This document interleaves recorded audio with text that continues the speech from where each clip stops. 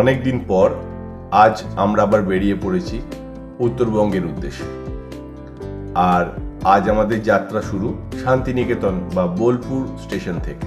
আর এবার আমাদের গন্তব্য দার্জিলিং কিংবা গ্যাংটক নয়, এবার আমরা যাচ্ছি কালিম্পং। কারণ কালিম্পং এর আগে যাওয়া হয়নি। কালিম্পং এর ওপর দিয়ে বা কালিম্পং এর পাশ থেকে আমরা বিভিন্ন জায়গায় গেছি, তাই এবারের গন্তব্য কালিম্পং এবং কালিম্পং এর আশেপাশে কিছু দর্শনীয় স্থান।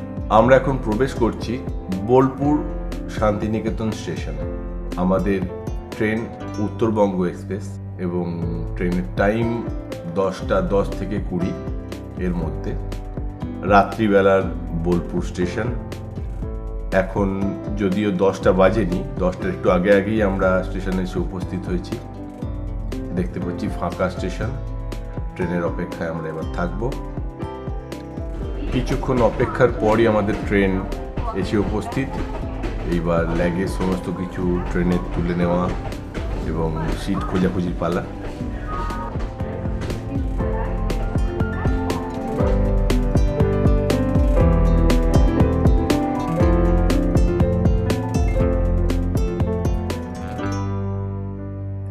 আমাদের টিকিট এবার এসি 3 টায়ারে। চলুন ভেতরে সিটটা গিয়ে দেখে নিই। 10টা নাগাদ ট্রেন, তাই বাড়িতে সন্ধেবেলার মধ্যে তাড়াতাড়ি করে খাওয়া দাওয়া কিছু হয়নি। খাবার দাবার যা ছিল কিছু খেয়ে কিছু প্যাক করে নেওয়া হয়েছে। ট্রেনে উঠেই খাবো, কারণ ট্রেনে উঠে খাওয়ার মজাই আলাদা। আর যদিও এটা ছোট্ট সফর, রাতের পরই পৌঁছে যাব, তাই ট্রেনে খাওয়ার আনন্দটা মিস করতে চাই না। তাই ট্রেনে একটু খাওয়া দাওয়ার পালা।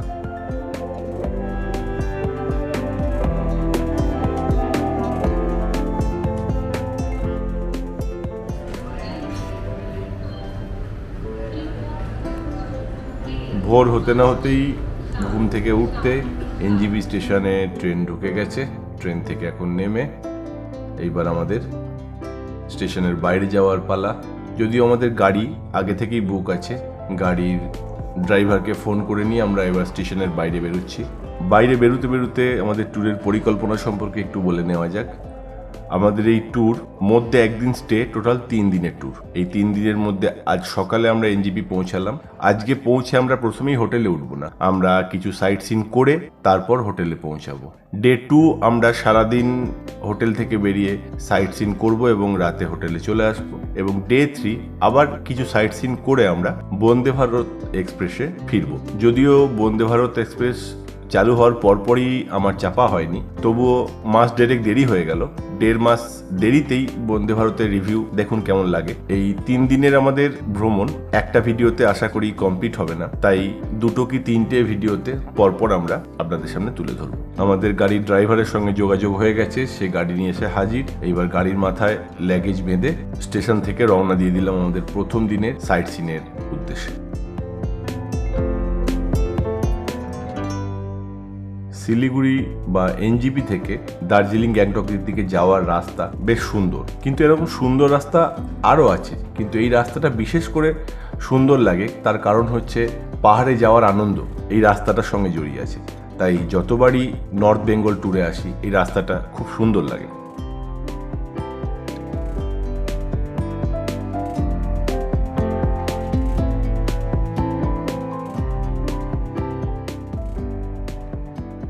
এইবার পাহাড়ের আঁকাবাঁকা রাস্তা শুরু, আর আঁকাবাঁকা পাহাড়ের রাস্তার পাশ দিয়ে বয়ে চলেছে চঞ্চলা তিস্তা নদী। এবারকার ট্যুরে তিস্তা নদী সম্পর্কে আমাদের বিশেষ আকর্ষণ আছে। প্রতিবারই এখানে আসি এবং ঘুরে চলে যাই। এই তিস্তা নদী নিয়ে কিছু অ্যাডভেঞ্চার করার ইচ্ছা প্রতিবারই থেকে থাকে, কিন্তু সম্ভব হয় না। তাই এবছর ঠিক করেই এসেছি আমরা যে তিস্তা নদীতে র্যাফটিং বা নৌকা অভিযান করব। কারণ দেখেছি অনেকের ইচ্ছাও ছিল, তাই এবার করব আমরা দৃঢ় প্রতিজ্ঞ। সেই আকর্ষণীয় ভিডিও কিছুক্ষণের মধ্যেই দেখতে পাবেন, তাই সঙ্গে থাকুন। আঁকাবাঁকা তিস্তা নদীর পাশ দিয়ে যেতে যেতে এক ঝলক ড্রাইভারকে বললাম একটু দাঁড়াতে। তিস্তা নদীর এক ঝলক দৃশ্য।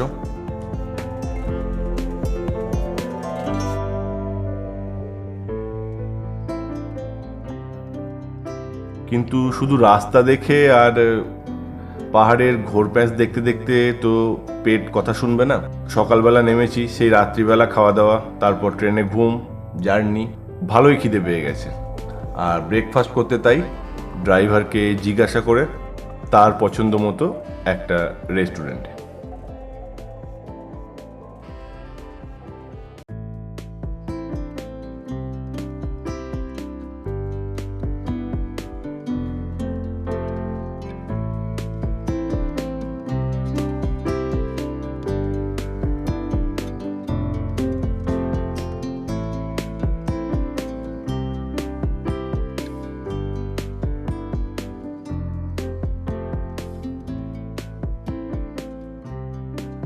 যদিও বলি খাওয়া কিন্তু কমপ্লিট, কারণ এতই খিদে পেয়েছিল যে ছবি তোলার আর ধৈর্য হয়নি। আগে এসে খেয়ে নিয়েছি, এইবার খালি প্লেটের ছবি এক ঝলক আপনাদের দেখাই। এবং লাস্টে এখন চায়ের পর্ব চলছে। আর কি খেলাম তাও বলে দিই। এখানে খেয়েছি আমরা পুরি সবজি, একটু নুডলস নেওয়া হয়েছিল, আর তার সঙ্গে মোমো তো এখানের কমন খাবার আছে। এবং শেষে চা কফি দিয়ে ব্রেকফাস্ট শেষ করে এবার রেস্টুরেন্ট থেকে বেরিয়ে আবার পথ চলার পালা।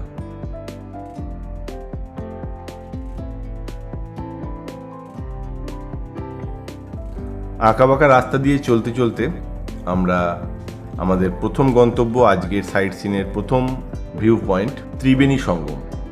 এখন ত্রিবেণী সঙ্গম এর সামনে গাড়ি লকটক করে দিয়ে এইবার ভিউ পয়েন্টের দিকে যাব। এখানে তিনটে নদী, প্রধানত তিনটে নদী বলা ভুল, তিনটে নদীর মুখ এক হয়েছে দুটো নদী, এবং দুটো নদী মিলিত হয়ে যুগ্ম একটা নদী হয়ে বেরিয়ে গেছে। মোট তিনটে চ্যানেল একসঙ্গে হয় এই জায়গার নাম ত্রিবেণী সঙ্গম। দুপাশে ছোট বড় খাবার দাবার দোকান,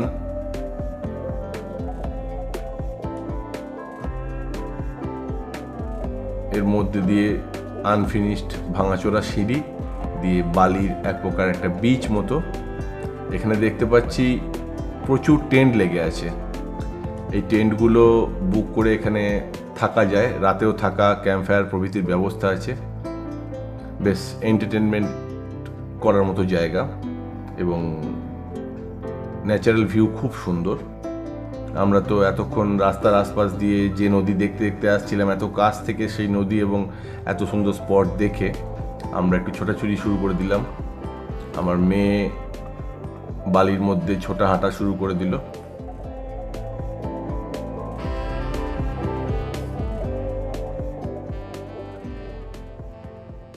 নদীর ধারে গিয়ে এবার দেখি নদীর দৃশ্য।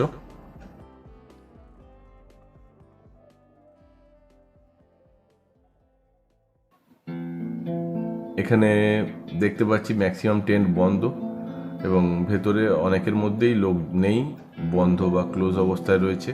কিছু কিছু পার্টি রয়েছে দেখা যাচ্ছে, এবং দেখা যাচ্ছে রাত্রিবেলা এখানে ক্যাম্প ফায়ার প্রভৃতি হয়েছে এরকম মনে হচ্ছে।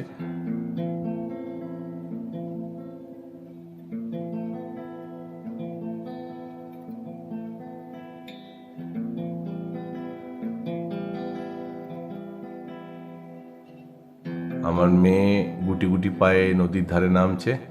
আমাদের যে ড্রাইভার সেও বেশ উৎসাহী এই নদীর ধারে আসা টাসা এইসব ব্যাপারে, বিশেষ করে র্যাফটিং নৌকা অভিযানে তার তো বিশেষ আগ্রহ। সেও চায় আমাদের সঙ্গে নৌকা অভিযানে সামিল হতে। আমরা রাজি হয়েছি। এখানেও কিছু বোটিংয়ের ব্যবস্থা আছে, এরাও এখানে বোটিং করাবে বলে বারবার বলছিল, কিন্তু আমরা এখান থেকে বোটিং করব না। র্যাফটিংয়ের আলাদা জায়গা আছে, সেখান থেকে আমরা বোটিং করব। এই দুপাশে দুটো নদী, এইদিকে বাঁ দিক থেকে আসছে রঙ্গি নদী, আর মেন যে সোর্সটা সেটা হচ্ছে তিস্তা।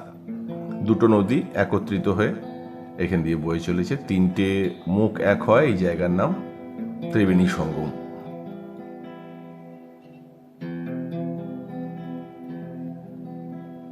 এখানে নদীর পাড়ে প্রচুর জলের স্রোতে তৈরি হওয়া গোল গোল পাথর। আমরাও কিছু পাথর পেপার ওয়েট প্রভৃতি করতে তুলে নিলাম, পছন্দ করে, কোনোটা সাদা, কোনোটা কালো, কোনোটা বাই কালার। দেখলাম এখানে যে পুরোহিত রয়েছে, এই ত্রিবেণী সঙ্গমের সামনেই একটা মন্দির রয়েছে, সেই মন্দিরেরই পুরোহিত। তিনি এসে এখানে পাথরের ওপর পুজো করছেন।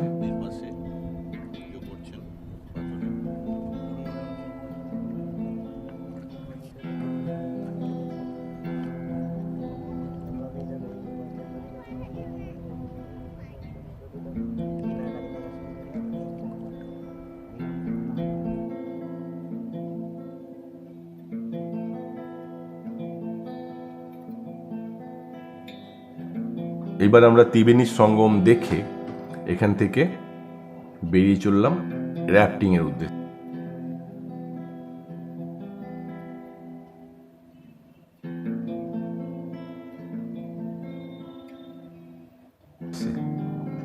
রাস্তায় ভালোই কড়াকড়ি, কারণ সিকিম বেঙ্গল বর্ডার এবং বর্ডার পুলিশ যথেষ্টই সজাগ।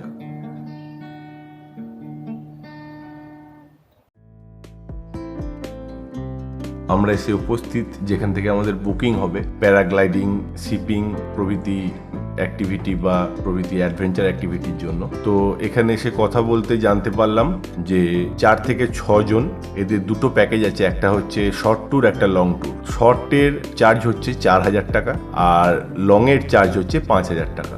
বুকিং করার কিছুক্ষণের মধ্যেই সেই পুরনো ঐতিহ্যশালী মহিন্দ্রা থরের মাথায় আমাদের নৌকা বা র্যাফটিং এর বোট নিয়ে এসে হাজির হলো র্যাফটিং করাবার লোক। আর সেই ঐতিহ্যশালী মহিন্দ্রা থরে চেপে আমরা এবার অ্যাডভেঞ্চারের উদ্দেশ্যে। মারাত্মক গাড়ি চললো হুড়হুড়িয়ে, গাড়ির মাথায় নৌকা, গাড়ির গেট প্রভৃতি। আমি এই প্রথম জ্ঞান হওয়ার পর এত পুরনো মডেল মহিন্দ্রা থরে চাপলাম, তাই বিশেষ একটা অনুভূতি। এবং জানতে পারলাম যে যেখান থেকে আমাদের র্যাফটিং করা শুরু হবে সেই রাস্তা খুবই খতরনাক রাস্তা, ভাঙাচোরা একদম রাস্তা। দেখতে পাবেন কিছুক্ষণের মধ্যে সেই রাস্তার দৃশ্য। তাই এই মহিন্দ্রা থর ছাড়া অন্যান্য কোনো ভালো গাড়ি সেখান দিয়ে নামবে না, পুরোপুরি অফরোডিং। এইবার শুরু হলো আমাদের অফরোডিং। রাস্তা তো নয়, যদিও আমার ক্যামেরা গ্রিম্বেলাইজড ক্যামেরা, তাই জার্নিটা বা জার্কিংটা অতটা হয়তো ফুটে উঠছে না। এখান দিয়ে আমাদের পক্ষে বাইক নিয়ে নামাই দুষ্কর ব্যাপার। সেই রাস্তা দিয়ে চললো আমাদের মহিন্দ্রা থর, মাথায় নৌকা বা বোট। যদিও ছবিতে দেখছি রাস্তাটা যতটা ভয়ানক বা যতটা ডেঞ্জারাস, তার কিছুই ছবিতে বোঝা যাচ্ছে না। তার কারণ হচ্ছে গ্রিম্বেলাইজড ক্যামেরা বলে। কিন্তু রাস্তার যা ঢাল, খালি পায়েও নামা রিস্কি। সেই রাস্তা দিয়ে আমাদের গাড়ি চলল।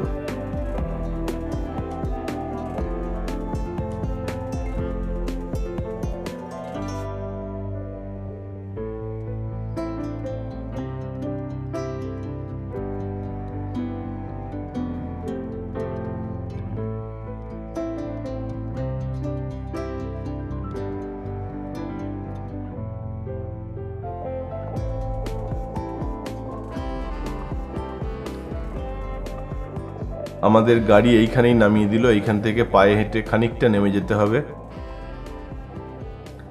হাতে দুটো দাঁড় ধরিয়ে দিল, আমাদেরকে বোট টানতে হবে এরকমই বুঝিয়ে দিল। আমার মেয়ে নামতে পারবে না বলে তার দাদা ওকে কোলে করে নামাচ্ছে। খালি পায়ে চলা প্রচণ্ড অভ্যাস তো, তাই সবাই জব্দ হয়ে গেছে আর কি। পায়ে যা খোঁচা লাগছে, এই খোঁচার মধ্যেও বেশ আনন্দ করেই আমরা নদীর ধারে উপস্থিত, কারণ অ্যাডভেঞ্চার কি হবে এটাই এখন মেন আকর্ষণ।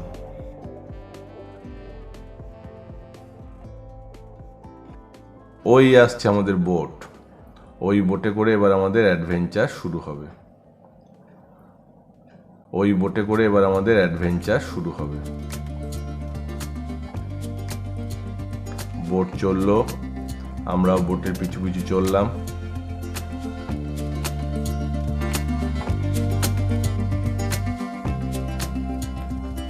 বোট থেকে নেমে পড়েছে লাইফ জ্যাকেট। লাইফ জ্যাকেট পরে নেব। বোট এবার জলে নামবে, আর সঙ্গে আমরাও লাইফ জ্যাকেট পরে রেডি হই। যদিও নৌকায় ওঠার সময়টা তুলতে পারবো না ছবি, তার কারণ আমাকে ক্যামেরাটা পকেটে নিয়ে বোটে উঠতে হবে। তবে বোট চলাকালীন সময় ছবি অবশ্যই দেখতে পাবেন। আমাদের বোট চলা শুরু হয়ে গেছে, আমরা দাঁড় বাইতে শুরু করেছি। দাঁড় কী করে বাইতে হবে সেটাও এক ঝলক একটা ক্লাস হয়ে গেল, ছোট্ট করে শিখিয়ে দিল। এইবার আর কথা নয়, এইবার শুধু চিৎকার চেঁচামেচি।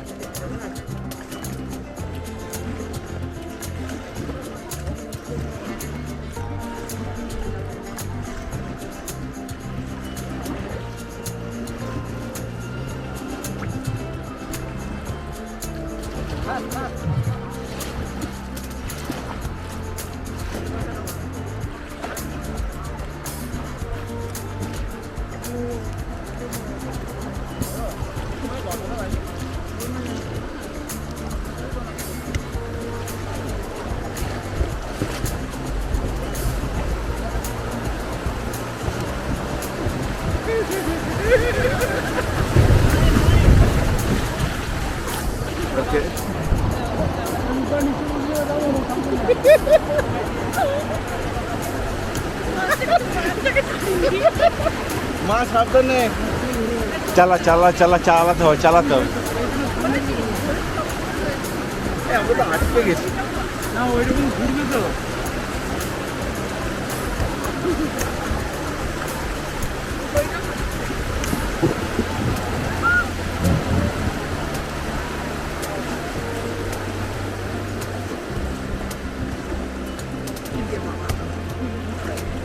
এ বড্ড বিপজ্জনক জিনিস বটে। ঠিক আছে,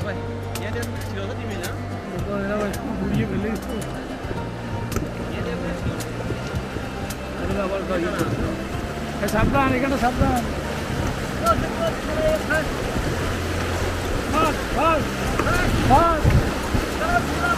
জোরসে জোরসে।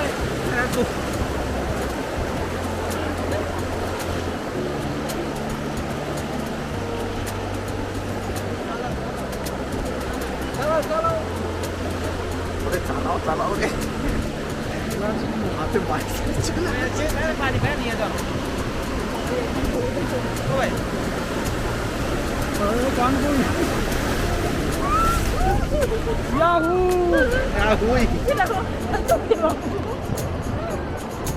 সাবধানে ধরো, একটু সাবধানে থাকবে, এখানে সাবধানে, ভয় পাবে না। সবাই স্টেডিয়ে থাকো, পাটা চেপে ধরো, এটা নামবে, আবার হবে, এটা নামবে।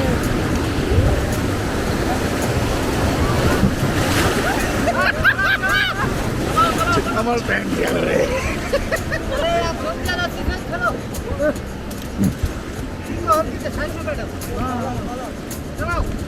चलो सब भीग गया।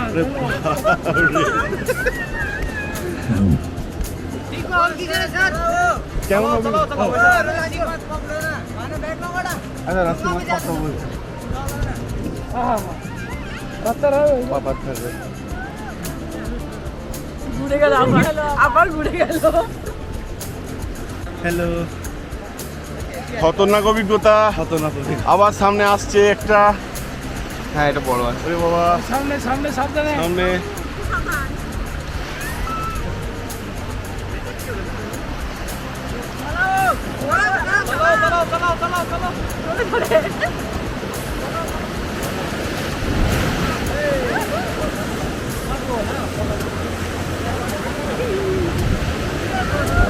ঠিক করে চালাতে হবে না, ছেড়ে দিয়ে হবে না, আপনি চলবে, চালাতে হবে না।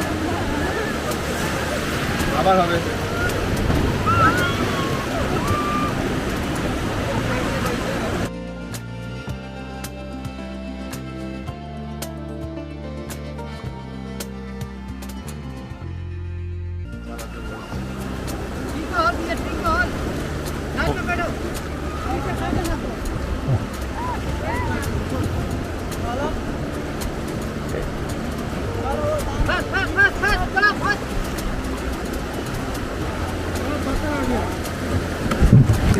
দেখিস দেখিস দেখিস, ঠিক করে ঠিক করে বস। আরে দড়িটা ধর, আমি ঠিক আছি, আমার প্যান্ট গেছে।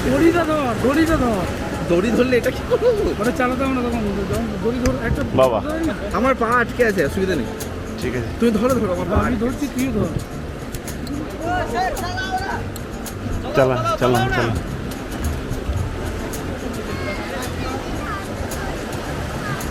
আবার নামবে।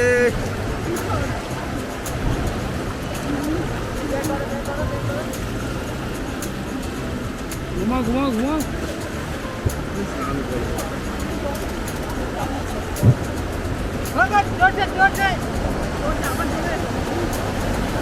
জোরছে নামবে।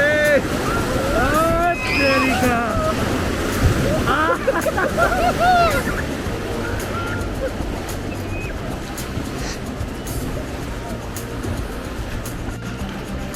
और क्या चला है?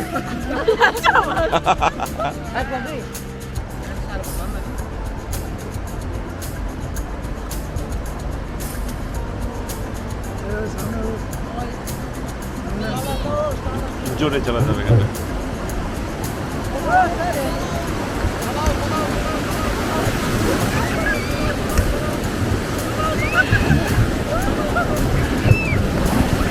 ঠিক করে ঠিক করে ঠিক করে চলো পিছন থেকে পড়ো। ঠিক আছে ঠিক আছে।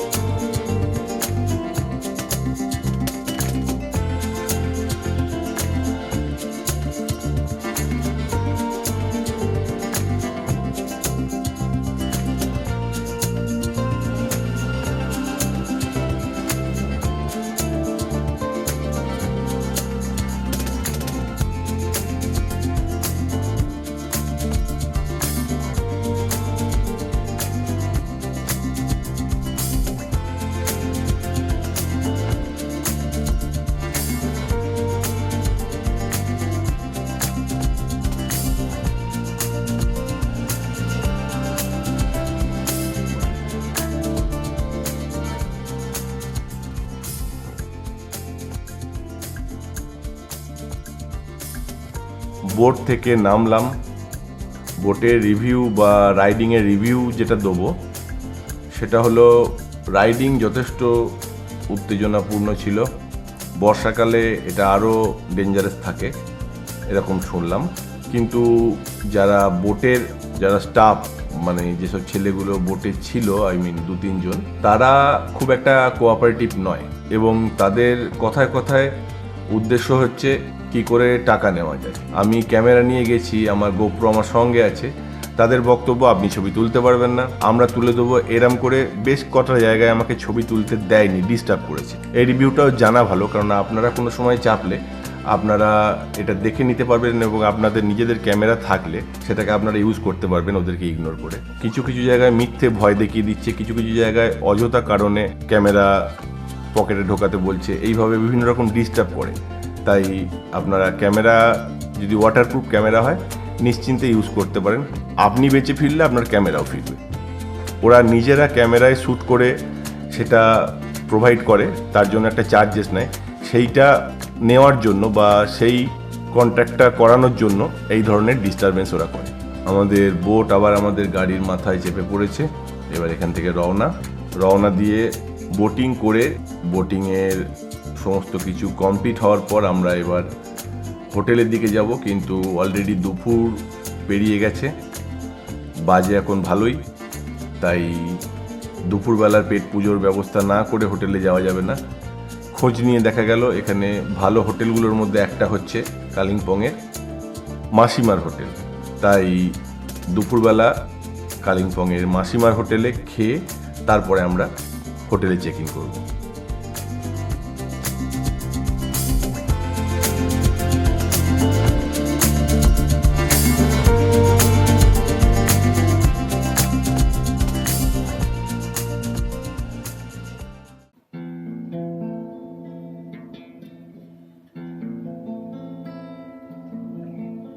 আমরা হোটেলে এসে উপস্থিত।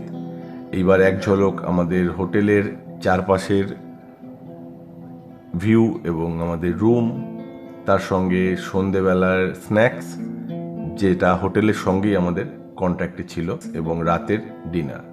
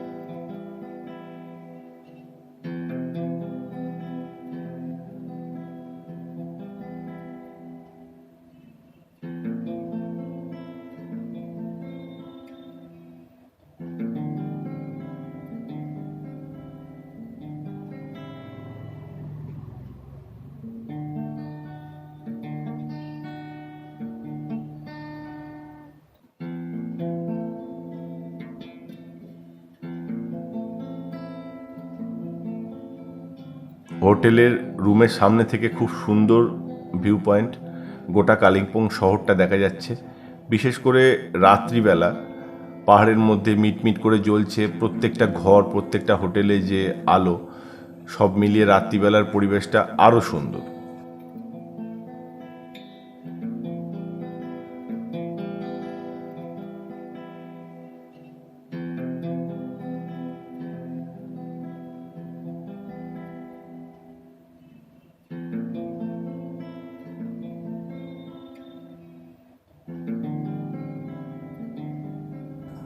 এই সব দেখতে দেখতে, হোটেলের চারপাশ দেখতে দেখতে রাতে ডিনারের সময় হয়ে গেল। এইবার রাতে ডিনার করে আমাদের প্রথম দিনকার যাত্রা এখানেই শেষ, এবং পরদিন সকালে আমরা বেরোবো ডে 2 সাইট সিনের উদ্দেশ্যে। তাই ডে 2 সাইট সিনে আমরা কোথায় কোথায় গেলাম এবং কী কী অ্যাডভেঞ্চার আরও করলাম দেখতে আমাদের পরবর্তী ভিডিওটি অবশ্যই দেখুন এবং আমাদের চ্যানেলের সঙ্গে থাকুন। চ্যানেলে সাবস্ক্রাইব না করা থাকলে চ্যানেলে সাবস্ক্রাইব করে নিন, এই ধরনের নতুন নতুন ঘুরতে যাওয়ার জায়গা দেখতে এবং আমাদের অভিজ্ঞতা জেনে নিতে। আর এই ঘুরতে যাওয়ার ভিডিও যদি ভালো লাগে অবশ্যই সবকটি পর্বই দেখুন। এই ঘুরতে যাওয়ার ভিডিও যদি ভালো লাগে তাহলে একটা লাইক দিতে অবশ্যই ভুলবেন না। ধন্যবাদ।